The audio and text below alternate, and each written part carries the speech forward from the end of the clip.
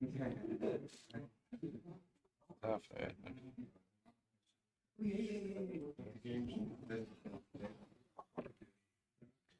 you're on whenever you're ready. Okay.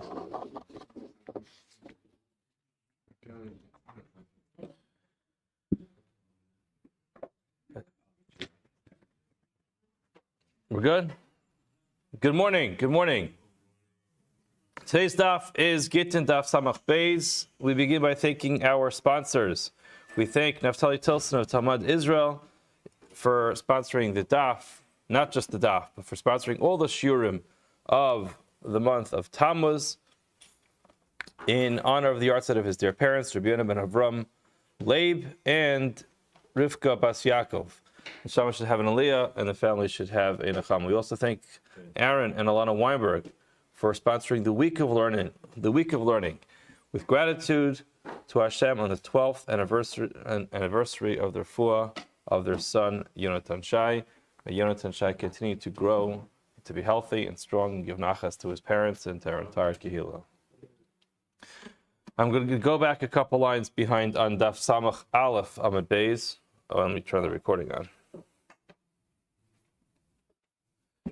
We're going to start from Daf Samach Aleph Amud Beis at the bottom.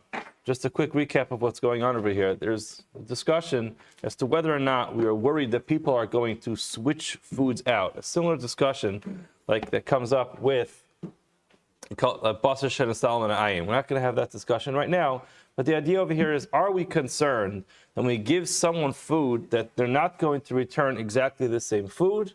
Rather, what they're going to do is switch it, sometimes for better food, sometimes for worse food. The previous Gemara wasn't exactly clear exactly how to read it. Was she giving the yeshiva guys better food or not as good food? But the bottom line is, are we concerned that when you give someone food, are they going to return different food in its place? So we're going to start 4 lines from the bottom, where it says, 5 lines from the bottom. Vakati la'amalo chashinan, is true that we don't suspect regular people of switching their food. Vatanya, we learned in a brayso, eishes chaver tochenes im eishes amaretz, an eishes chaver, which means the wife of somebody who keeps halacha should not go ahead and grind with somebody who does not keep halacha, with the wife of an amaretz.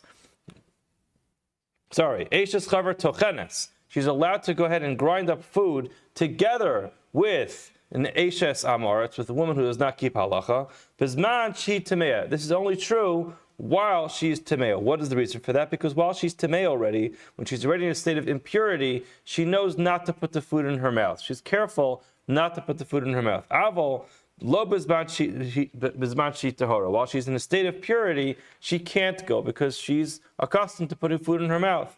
Shimon Elazar says, Af bizman she tamea lo titchon. Even while she is tamea, she should not grind it. Why? Her friend is ultimately going to give her something to eat. Here you came to help me grind up the wheat, so let me give you some lunch.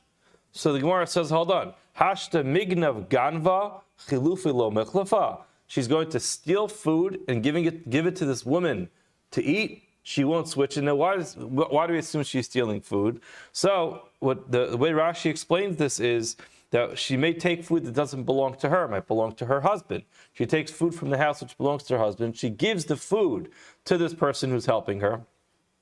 So now, she's willing to take somebody else's lunch and give it to somebody else to eat because she wants to be nice to them. Well, will she not go ahead and switch food out? I mean, people would be more ahead to much more quickly to switch food where no one's losing any money, just to even switch, just an even swap. But this woman already went ahead and stole food and gave it to her. So the Gemara seems to conclude from here that people will switch food. The Gemara says no. That's not a good rationale. Amr Yosef Hasubnami Moria Va'amra. She's going to come up with a logical explanation, with the justification as to why she can do this. She can say, Tura midishe ka'achel. The halacha is, when a person is using an ox to go ahead and plow in the field, you're not allowed to put a muzzle on the ox. Why? Because it's just rude. The animal's walking through the field. It sees there's lunch on the right, lunch on the left. It bows down to take a little bit of food. There's something in its mouth. It's terribly rude to do that to an animal. So she says, Here I have someone coming over to help me grind the food, standing in the kitchen cooking, and I'll let her go home hungry? That's terrible. So therefore, she says to herself, if I'm not allowed to let my ox plow the field without giving it lunch, I most certainly can't allow this lovely lady from next door to come by and do this work without giving her lunch. So therefore, she will be mora heter. She will justify stealing from her husband to give her food because she'll say, that's my mitzvah that I have to do. But switching someone's food is just dishonest. You're taking someone else's food and switching it for something else. She won't go ahead and do that. Hey, Rabbi Yossi, on the third line, Taf Samach Pezim at Aleph. Hey, Rabbi Yossi ben Meshulam, Meshum Rabbi Yochanan Achiv, Sha'amar, Meshum Rabbi Lazar ben Chasma. So there's a long list of names over here, but ultimately we're going to discuss what the halacha is when a person has a service. So we don't have these, now that we have kitchen appliances that you can buy on Amazon, and most of our food is already prepared, we don't really have these things, these businesses. But it used to be in the old days, if you needed to make to bake bread, you needed someone who was very strong to knead the dough. Not everybody had the wherewithal to knead the dough by themselves. It's a pretty grueling process. You go to a matzah bakery where they bake matzah by themselves, by hand.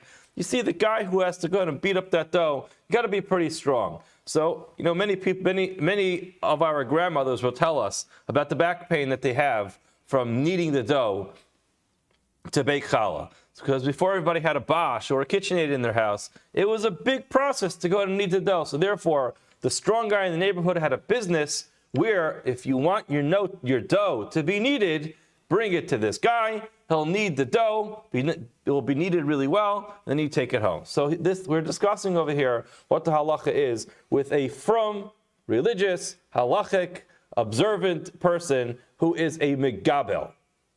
He is a kneader. He's not needy. He's a kneader with a K. So now what happens over here is, the Gemara says as follows: Ein osin chalas ama'aret b'tayra, aval osin isas chulin b'tayra v'notel hemenu k'dechala umanicha b'kefisha al banchusa. What does this mean? So sometimes in Amaretz we'll come by to a Talmud Chacham and say, listen, I know that there's a mitzvah called challah.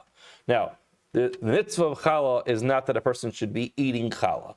We like to eat challah on Shabbos, which is beautiful.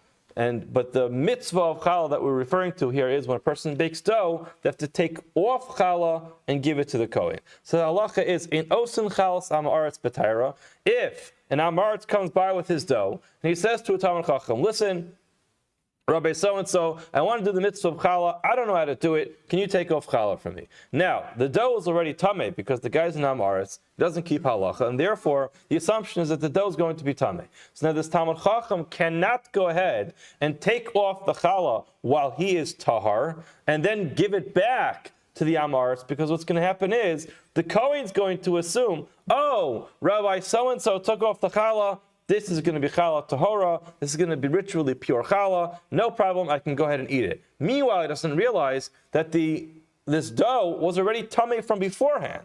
So therefore, he has to be careful not to take off challah while he's tahar, because he's misleading the kohen to believe that this dough is tahar. The truth is, it's not. It was already tameh from beforehand. However, osin isa b'chula. Osin isas chulav b'tayra, he's allowed to actually knead the dough. So now, before he makes the dough, it doesn't become tameh.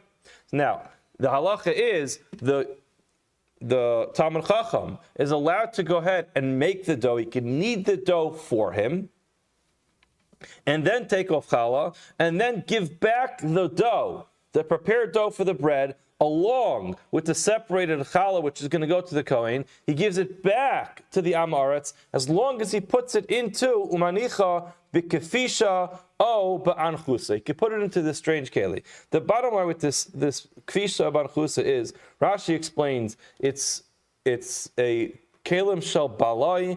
It's something which is not makal tameh. It can't become tameh. They'll see later that Tosfos understands that it's a board. The reason why Tosfos understands it to be a board is it's just a slab of wood. There's no base kibble. There's no area where it can actually hold something. And that's why you could use this for dough. Dough is self-sustaining. You put it down, it's not going to run off the side of the board. So you can put it on this board and give it back to him. We're going to see later why that's relevant, because soon we're going to talk about olive oil. You can't give olive oil back to somebody on a board. It's not going to work out very well. But when it comes to giving dough back, so according to Tosfos, it's pshute kli'etz, it's just a slab of wood. According to Rashi, it seems like it's made out of just leftover small pieces of clothing. The bottom line is it's something which cannot be mekabel tumah. It does not accept tumah on it. Therefore, you could just give it back to the amaretz. Ve'eino choshesh, and you don't have to worry that the amaretz is going to go ahead and open it up and touch it.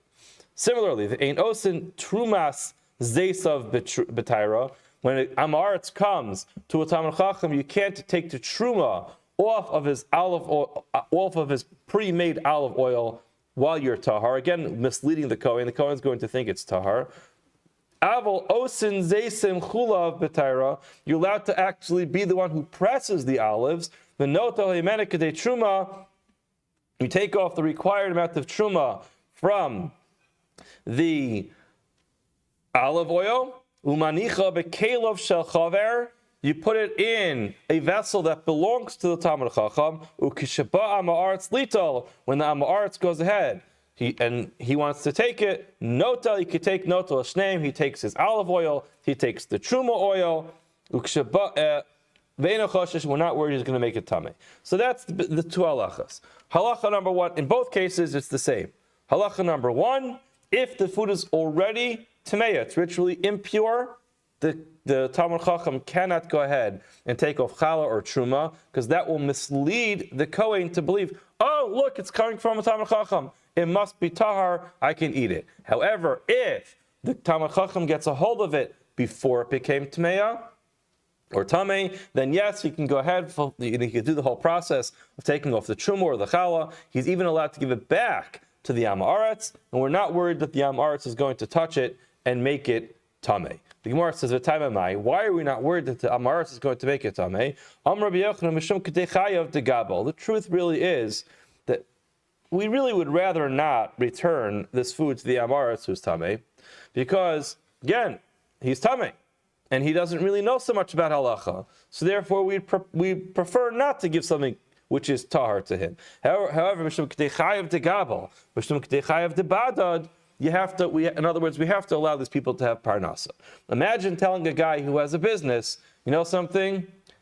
You're an olive pressing guy. You're a guy who needs dough. You can only do business with the uber religious in the community. The people who are not so observant, you're not allowed to let them into your store. The guy's going to go broke. So therefore, we understood that such a takana, not allowing the guy, the frum guy, the religious guy, to go ahead and do his business with everybody is going to put him out of business, and therefore they did not extend the takana that far. And again, it makes sense that when you do these different shinuyim, you put the challah back, shinuyim, and there's these little differences. You put the challah back into a different type of vessel, or you put the oil into a vessel that belongs to the guy who actually presses it. Those differences will hopefully help him maintain the level of purity that it needs to have. The Gemara says, Vitzrich, we actually have to mention this halacha both when it comes to a guy who needs dough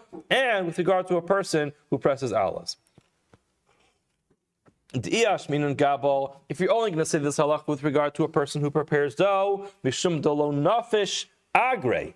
He doesn't make that much money. How much can you charge a guy to mix up his dough? So therefore, you'd say, listen, that person, he's not getting paid all that much. That's why we said the halacha over there, we have to allow the guy to get some business. Avobada denafish agre, emalo, a guy who makes oil. Oil is a commodity. It costs a lot of money to press olives. You have to have sophisticated equipment to do it. You charge a lot of money. So maybe when it comes to a person like that, he's making enough money. So therefore, maybe he would not be able to do the service for Amars. If we say the other way around, I would say Mishum lo shchiach. How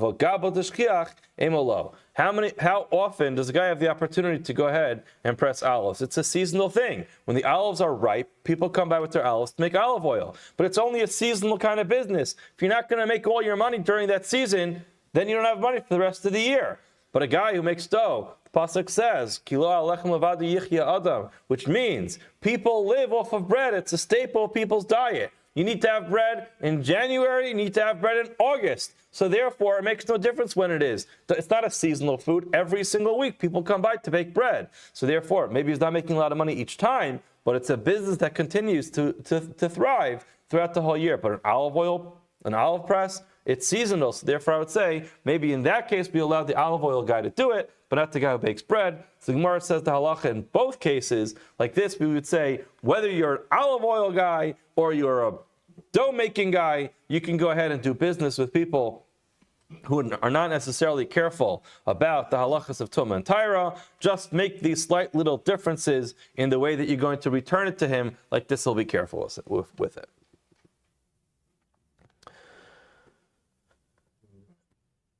Amar Notel Yemena K'dei Chala. He goes back and he analyzes it. You take a little bit of challah, umanicha bekfisha oban chusa. You put it into this type of vessel that's not going to be mekabel tumah. It can't become tamei.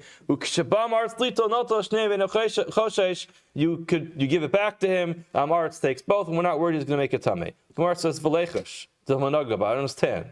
Why not? The guy is bringing it home. Why do you think he's not going to touch it? Gemara says the Amrilei. You say to the guy, Chazi, listen, inagat bei hadra lativla.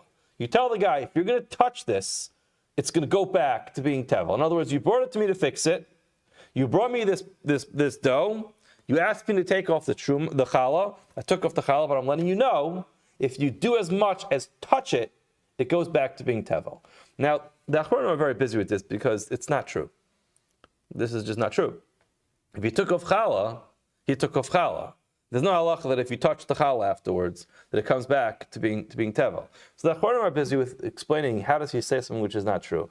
So there are some who actually work through the language. He didn't actually say it's going to become tamei.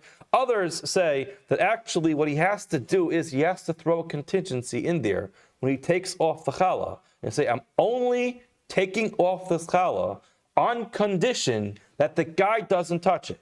And if he touches it, then I'm not taking off the challah.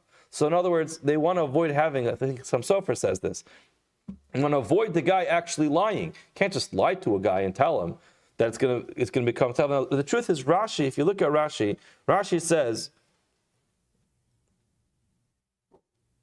Im nagas pei v'titben hadul tivla v'hu eino choshed lechel tevel. 1 second.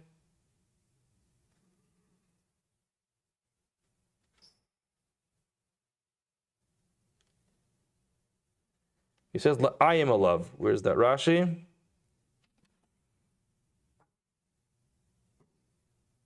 Yeah, the Amrinan I am a love.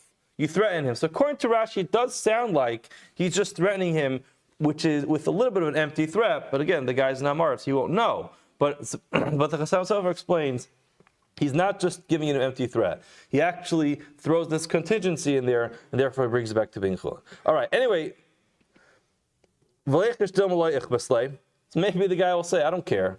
Listen, I'm not one of these guys who care all that much. The Gemara says it doesn't make sense. The guy came by. He showed up. He came to the rabbi's house. And he said, can you do me a favor? Can you take off the challah? So now he shows up. In other words, the guy doesn't care. What's he showing up for? No one asked him to come over to have the challah taken off. He wasn't forced to come over. He voluntarily showed up and asked the guy to take off challah. Obviously, he does care. Okay, when it comes to the olive oil, he takes off some olive oil, takes off truma, and he puts it in a vessel that belongs to the Talmud Chacham. He takes both, and we're not worried about it. Maybe he will touch it. So Bishla Mahasam, Gemara understands everything makes sense in the case of the dough because it's lihakera. He put into a keli that's not mekabel tumah. It cannot ultimately transmit the tumah. Hachamai. Over here, what does he do?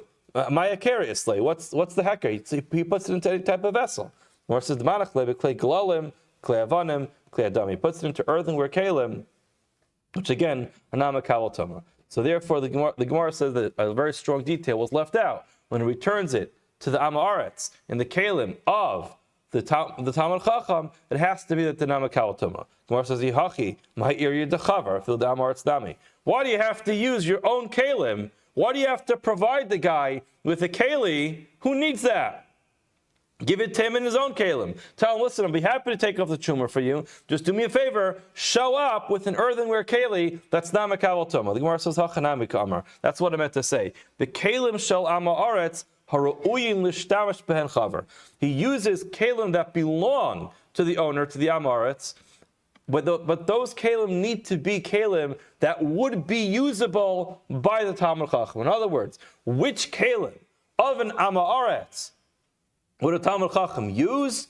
He would use kalim that can't become tamei. So therefore, that's what it means. All it means is that he tells them, bring kalim that can't be makabel tumah. So I'll prepare your olive oil for you. I'll take off the truma, and I'll put your truma olive oil into a keli, into a vessel that cannot become tamei, and that's all the Gemara means. Now again, it's important to notice that the Gemara really says that the whole reason why we allow this to happen is because we want these guys to have a parnas. So it's very difficult for people to do business if we're going to limit the customers that are going to show up. So therefore, Chazal allowed them to do this. The Gemara continues.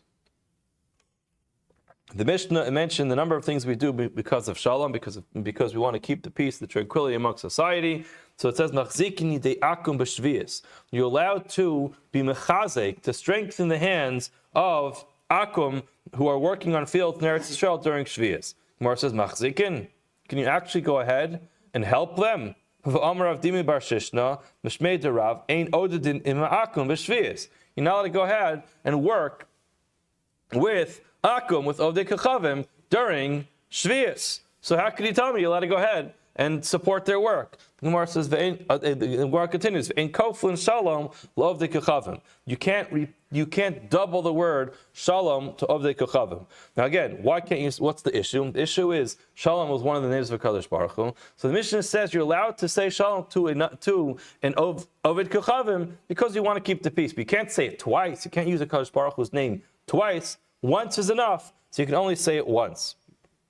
Gemara says, "Lo tzricha lememra lahu achzuki." When it says that you're allowed to be machzik, to strengthen the hands of the akum who are working on the fields during shvius, it doesn't mean you actually physically go out there and help them. Rather, it just means you say, achzuku, you should be strengthened, HaKadosh Baruch Hu should help you. It's probably where the word yashakayach came from. So you should have kayach, you should have strength. Go ahead, thank you so much for working the field.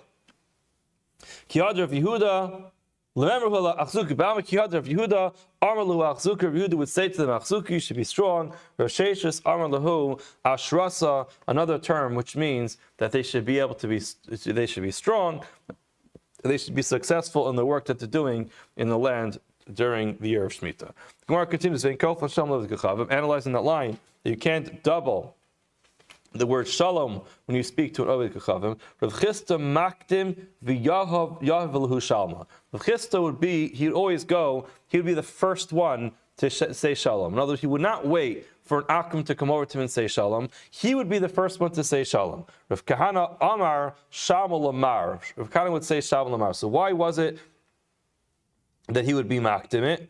So some explain that just like when people in our society, people would say Shalom Aleichem, others would respond and say Aleichem Shalom. So it was considered standard amongst that society. If someone would say Shalom to you, you wouldn't want to just give back a Shalom. You'd say Shalom, Shalom. You'd say it twice. So therefore, the Gemara says that when Rav Chisda would be on the street, he was makbar on this halach. He wouldn't want to say shalom twice. So therefore, he was always the first one to say shalom. Like this, he doesn't have to say shalom twice. And Rav Kahana, he would say shalom lamar. It's interesting about what this means. Rashi explains, he'd say shalom lamar. Rashi says he's actually being a little bit deceitful. He didn't mean to say shalom to him, say shalom to my Rebbe, shalom to my Rebbe. And what he meant was he was talking about his Rebbe, his actual Rebbe. If you look at Rashi, he says,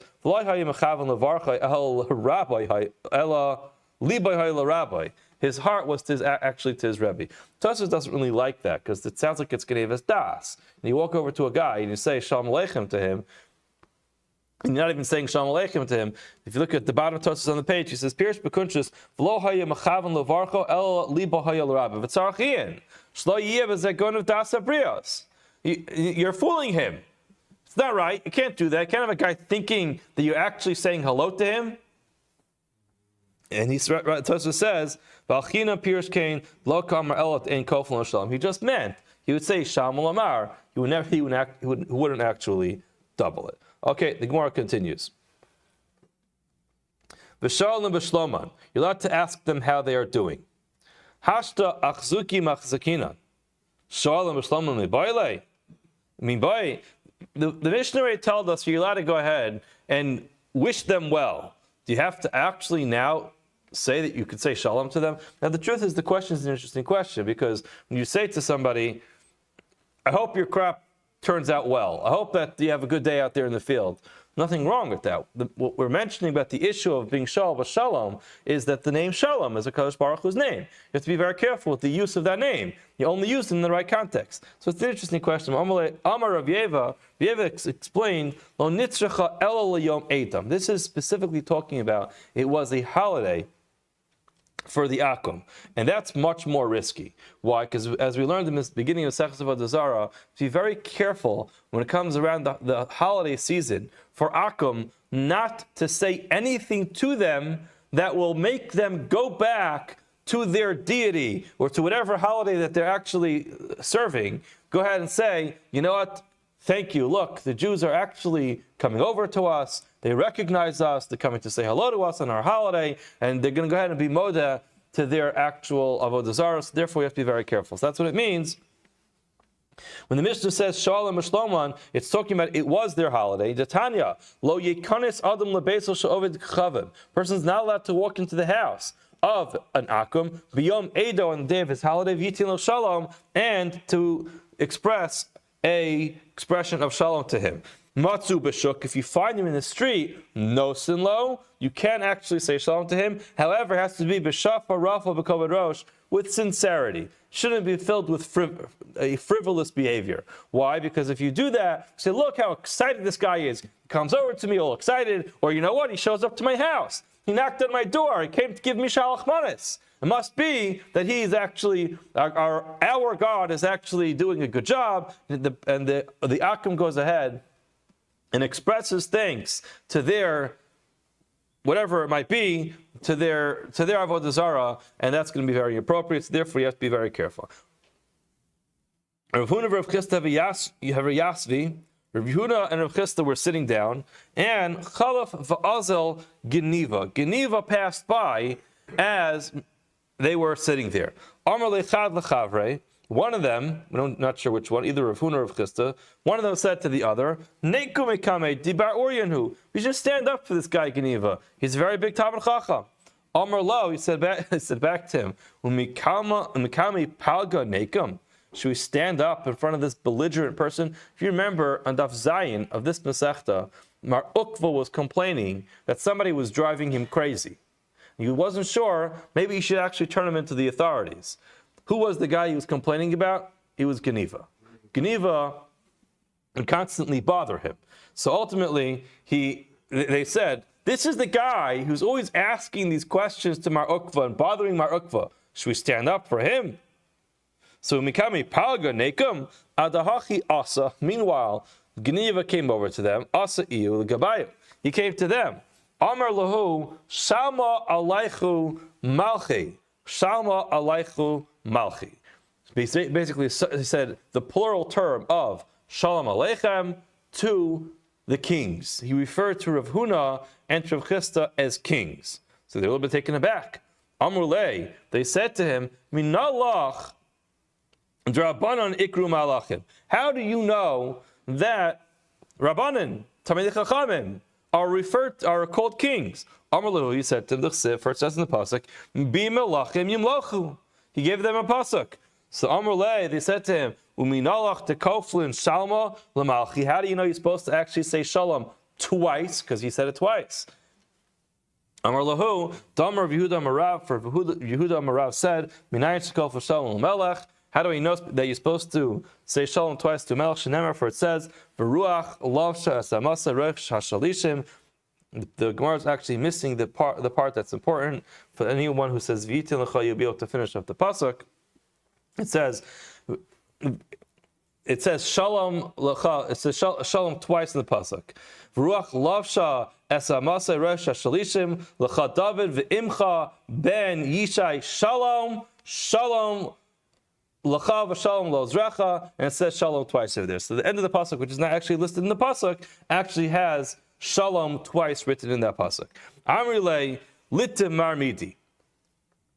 So they were pretty impressed with Gniva at this point. So they said, maybe you should have something to eat. Amar lahu, he said to them, Hachi Amar Rav Yehuda Marav. This is Rav Yehuda Marav said, Asr lo la'adam sheyitum klum at sheyitin machil behemtai. I can't eat. Why? Because there's a halacha, you're not allowed to eat anything before you feed your animals. I will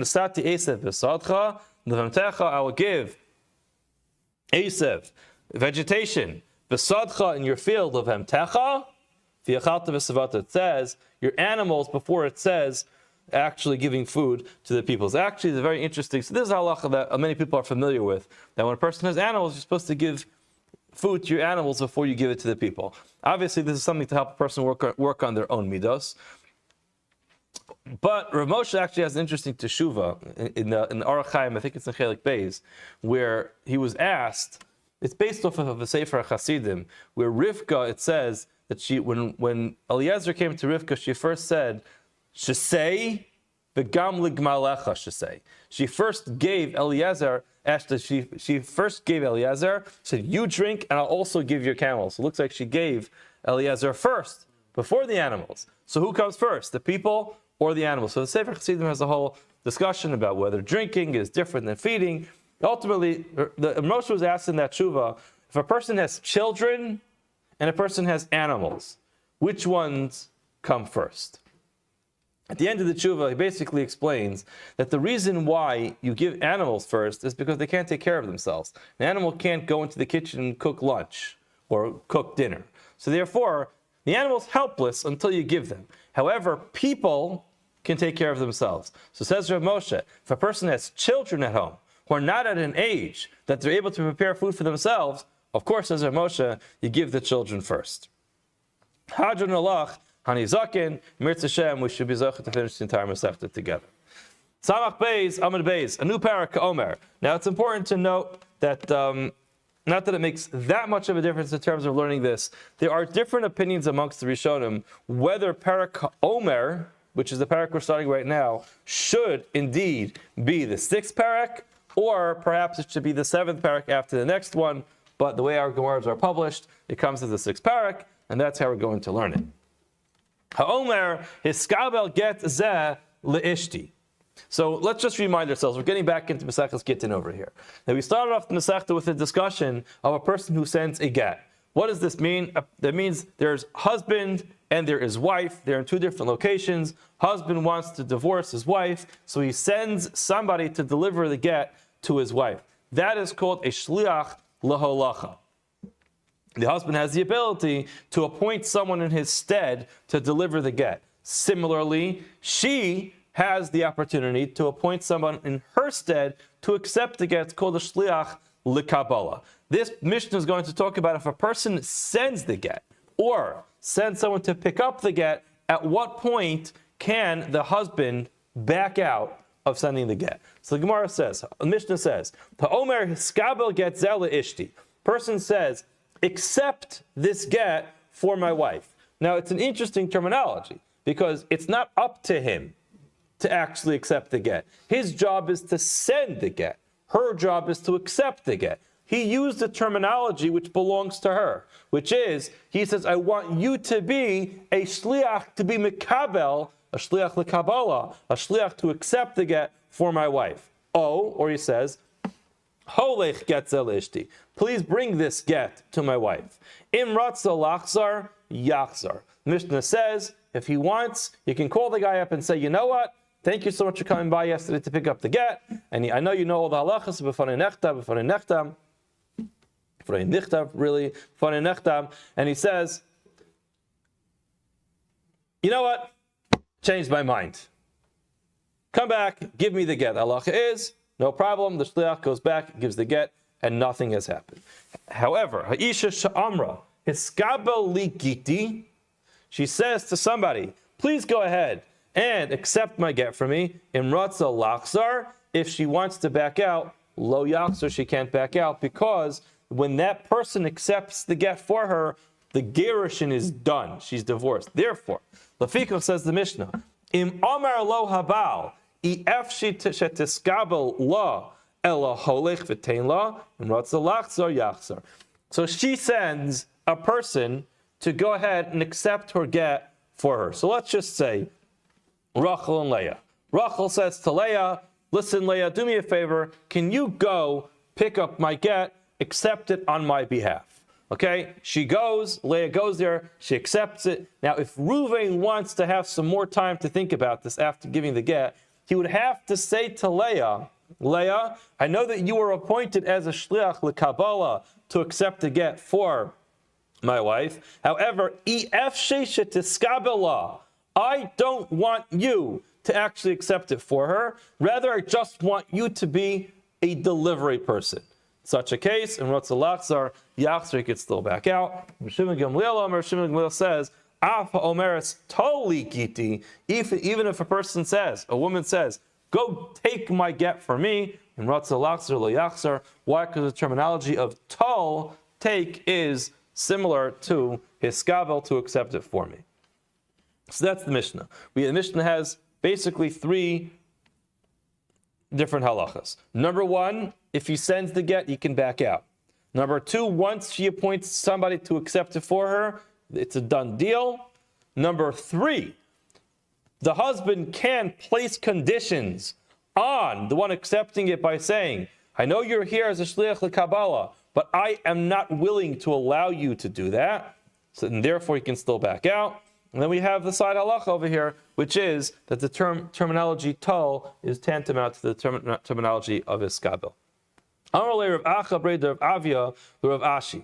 The Gemara begins. Rav Acha said, Breder of Avia says to Rav Ashi, Taima, what's the reason? The lo shavitse ihi shliach l'kabbalah. If you look at the Mishnah, it says, Ha'omer hiskabel get zel ishti. Person says, accept this get from my wife. What's the problem here? He, the guy, does not have the ability to appoint her as one who can accept it. That's why it doesn't work. So the Gemara says the problem is him. However, if she would do it, if she would have ultimately appointed him as a shliach l'kabbalah, he would not be allowed to back out. Holech kizachi. Gemara says, I don't know if you remember, at the beginning of the Sechta, we had a whole discussion whether the terminology of holech, bring it, actually means you should accept it and be zocha in it and take ownership over the item. So the Gemara says, it seems like from our Mishnah, holech and zechi literally means be zocha in it, take ownership over it. Holech is just the same thing. The Gemara says, lo, it's not true. L'olam, Eimelach, I'll be able to explain to you holech lav kischi. The terminology of holech does not work like the terminology of zechi. It's lav kischi dami. V'skabel get leishti tzrichale. The reason why we mentioned the terminology over here of hiskabel, again, we have hiskabel and holech, we had them next to each other. The reason we mention this is because of the terminology of hiskabel. I would say the following. I would have thought, he has no business ever making a shliach l'kabbalah. He cannot appoint somebody to accept the get. So I would say, I would say, if the husband even uses that terminology, which is accept the get, be a shliach l'kabbalah, then maybe the whole thing is irrelevant. Who are you to appoint a shliach to accept the get? You say to somebody, "Iskabel getzel ishti," you're wearing the wrong shoes. You can't say "Iskabel getzel ishti." So you would think the whole thing becomes null and void. Kamash malan to iskabel v'holech kamer. What he meant when he said iskabel, he didn't mean to be such a big lamdin. He didn't mean to say, I mean that you should be the one accepting it. He doesn't get that far. He just meant to say, do me a favor, can you please come get it? and bring it to her. So that's the point of the Mishnah. The point of the Mishnah is not to teach me that the terminology of holech would be tantamount to the terminology of zechi, which would mean that they could actually make a kinni, they could acquire it with this language. He wasn't such a big lamdan. He wasn't such a big Talmud Chacham. He just was trying to say, can you come by and get the get and bring it to my wife? That's all he meant to say. Tanan, Mishnah says, Isha Shamra Skabali get Gittin. A woman who appoints somebody to accept the get in Ratza Lachzer, Lo Yachzer, can't back out. My love, it must be Loshna Kabbalah, Loshna Halacha. It makes, in other words, when she appoints somebody, it makes no difference whether it was for Kabbalah or Halacha. And therefore, again, we'll try to use this to teach us that the Holech will be Kizachi, where it says Lo Kabbalah, it's just simply referring to her point, to her Shliach who's going to accept it. Tashma, Gemara tries to bring a raya. Lefikach, im Amar Lo Abal, if the husband would say, I don't want you to accept it for her. Ella holech. Just bring it, v'tein and give it to her. And Ratzalachzer Yachzor, he's let it back out. Now, Taimad Amar Iyafshi, it's only because he actually was very clear he doesn't want this person to accept it. Hello Amar Iyafshi and Ratzalachzer Yachzor. Sounds like if he didn't put that stipulation in there, he would not be able to back out Shmam and Holech Kizchi. Again, it seems like the terminology of holech would mean it's a done deal. Halach Yizchidami. Where it says Dilma behelach pshita.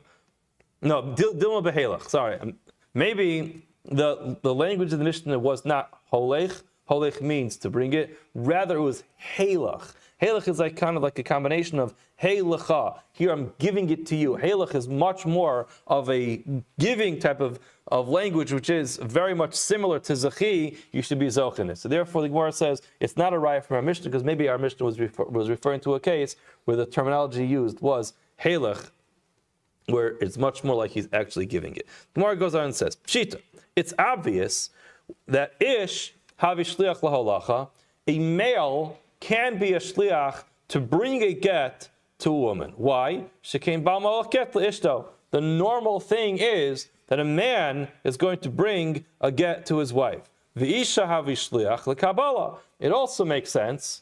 It's also obvious that a woman can be a shliach lekabbalah, can be appointed as an agent to pick up the get. Why? Shekain isha mekabelas gittin miyad baila. That's the normal way of the land. A woman accepts the get from her husband. So just like to explain it, in as much as the male can deliver the get to his wife, he could appoint another male to deliver it. And as much as a woman could actually accept the get, she could appoint another woman in her stead to get it. So the Gemara asks, Ish lekabbalah, how about a man accepting the get for a woman? The isha la'olacha, and a woman, a female, bringing the get to the wife. What's the halacha? Gemara says Tashema. Let's try to bring a raya. Ha'omer hiskaba get zel ishti, a person who says, accept this get for my wife, o holech get zel ishti, or bring this get to my wife, imratza lachzar yachzar. If he wants to get back out. The Mishnah continues, Ha'isha sha'amra skaba likiti, a woman who says, accept a get for me, imratza lachzar lo yachzar, you can't back out. The Gemara says, it seems, my love, let's assume, bechat shliach, referring to the same shliach, just different details of how the person was appointed. So it would seem like it's the same person. The same person is always going to be either a male or a female. So we have a raya that it could be either one. If you're able to accept it, you could actually be the one to bring it. Gemara says, lo, b'shnei shluchim. We're talking about two different people. Your assumption that it was the same person, just under different circumstances, is inaccurate. Tashema. Gemara tries to bring another ayah. Fikach. Therefore, im amar lo abal, if the husband would say, I don't want you to accept it for her, I just want you to give it to her. He could still back out. In that case, it's clear that it's one shliach. Why? Because she went to her friend and said, Rachel, do me a favor, can you go accept my get for me? I don't want to have to look at him. I don't want to have to be with him. You accept it for me. She goes and he says to her, Rachel, thank you for picking up the get. I'm not giving it to you. I don't want you to accept it for her. I just want you to deliver it to her. The halacha is, it works. So now she switches. She becomes a shliach lahalacha. He has the ability to switch her role from being a shliach lekabbalah to being a shliach lahalacha. Clearly, shma mina, kasher lekabbalah, kasher lahalacha. We have a raya that if you're good enough to accept it for her, you're good enough to bring it, so therefore it's the same person. In such a case, clearly it was either a woman or a man, but it makes no difference. You can be either one for a shliach. Pshat mina, we can understand from the following that a man can be a shliach lekabbalah. Why? Shekain av mekabel get labito. We have a precedent that a father can accept a get for his daughter labito katana for his young daughter. Isha lahalacha tibolach. Whether a woman could serve as a shliach lahalacha to bring the get tibolach, mai. Obi the halacha Amar of Mari Tashmat bring a raya af hanashim she'ein ne'emanos lomar meis baila ne'emanos lahavi eskita v'asam halachahi. If you remember, we had this previously in this Masechta as well. There are certain women whose relationship to a man is not very good, and therefore we didn't accept their edus, their testimony, to say that he died. The list includes a mother-in-law, a mother-in-law's daughter, a co-wife, a number of other people who have a bit of a testy relationship with him. But nevertheless, even though they're not actually believed to actually testify that he's dead, they can be the ones who are going to carry the get. We're going to bring the get. So it says clearly, Ne'manos lahavi itzkita, v'asam halachahi. Morav Ashi, Miseifa Nami Mashma. We have another raya from the end of that Gemara. As it says, Shmamina, Sefer Nami, Shmamina. We also have a raya from the end of that brisa, to Katani Sefer, for it says the end of that brisa, Ha'isha Atzma Mevia Eskita. A woman herself could bring her get. If a woman's bringing her get from Chutz La'aretz to Eretz Yisrael, she can do that as long as she says it was written and signed in front of me. We have a raya that both men and women can serve both as a shliach laholacha to bring the get and as a shliach lekabbalah to accept the get. Shma mina. We'll stop here for today. Have a wonderful day.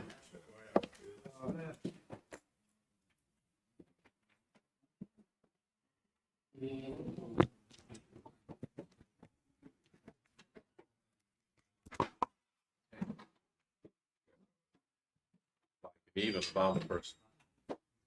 I'm sure it wasn't, but it's sort of like a little bit big.